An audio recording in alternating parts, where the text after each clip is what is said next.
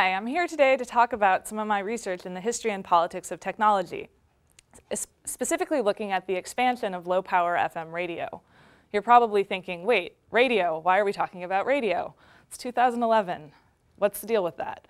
But this is something I really want to point out, is that often when we think about new media and its relationship with old media, it's very easy and simplistic for us to imagine that new media supplants old media and old media dies, and that's kind of the end of the story. In fact, this is rarely the case. These new and old forms of media can exist together, sometimes in coexistence, sometimes in dynamic tension, but it's rarely the case that old media totally goes away or stops developing just because of the arrival of new media. With radio and the specific history of radio, we want to start in the 1920s, thinking about when broadcasting first came on the scene. From its earliest days, there were contestations over the best uses of radio and the meaning of radio broadcasting. Who should have access, whether it should be networked and reach a wide audience, whether it should be commercial, whether it should be nonprofit, whether it should be educational, whether it should be locally controlled. All of those issues are as old as radio, and they don't totally go away. But in recent years, there's been a real surge in opening up these questions. In the late 70s, the government stopped issuing licenses for low-power, small-scale community broadcasting. So this meant that if you were a school group or a community center and you wanted to get a license to start a radio station, you flat out could not.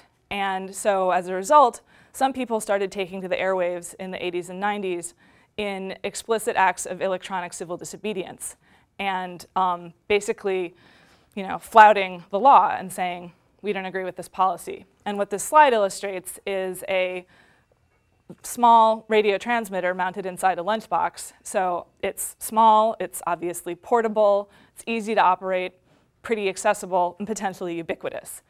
And this really stands in contrast to how we usually think of radio, which has these large-scale, networked, capital-intensive, big equipment and out of reach of everyday people, sort of an artifact. But what I want to stress here is that this is not something inherent about radio. This is radio as we've collectively chosen to build it. So moving forward, the other reason there's been an increased attention to the uses and meaning of radio recently is that in 1996, a law passed in the US that had a big effect on media policy, and especially on radio. It meant that people who wanted radio stations, who owned radio stations already and wanted to acquire more, suddenly could. Before 1996, the cap at a national level was 40. You couldn't have 41, it wasn't permitted. But after 1996, unlimited ownership was actually allowed at the national level. And so this very quickly led to a massive increase. From 1996 to 2001, a single company acquired over 1,200 radio stations. So this is really an enormous increase. And this concentration of radio also led a lot of people to say, maybe there's something wrong with this, especially given that radio is maybe ideally suited to local control. It's perhaps ironic and very problematic that radio is so concentrated and out of reach for people who want stations. So in 2000 and 2001, the government reversed policy again and started issuing a new class of licenses called low power FM, LPFMs. And they made available these for small community groups, and they're non-commercial, and they operate, as the name suggests, at a low power. It means they don't reach more than a few miles, and so they're ideally suited for neighborhood use, small town use. They wouldn't travel very far if you wanted to. That's not what they're intended for. And so since then, about 950 of these new stations have already been built, and in early 2011, Obama signed a new law where we will now be able to build up to a couple more thousand nationwide. So that's going on in the background. You're maybe thinking again, though, wait, radio stations, 3,000 of them nationally. Why is this so important, and what kind of an impact can this have? Especially talking about new media, the internet is so accessible. If you want to have a platform to make your voice heard, you can get on Twitter, you can get on social media, you can have a blog, you can have a website, right? And it seems like these radio stations, there are never going to be that many of them.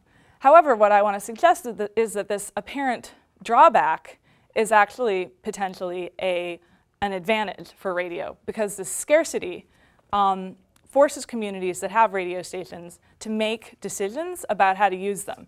And the sort of local control exercised by community members democratically basically means that these radio stations do something that every single person having their own outlet to say whatever they want doesn't do. It's different. And so therefore, I want to say that when we're thinking about, comparing media technologies, which one's better, we're rarely ever thinking about the sort of technical properties in isolation. And when we say which one's better, the internet is better or radio is better, what we really mean is better for a certain purpose, right? So we have to think about what we really mean and not think of the technologies in isolation from social, political, and cultural values that we inscribe in them. So that's it. I hope I've given you some reasons to think about radio in the digital age slightly differently. Thank you.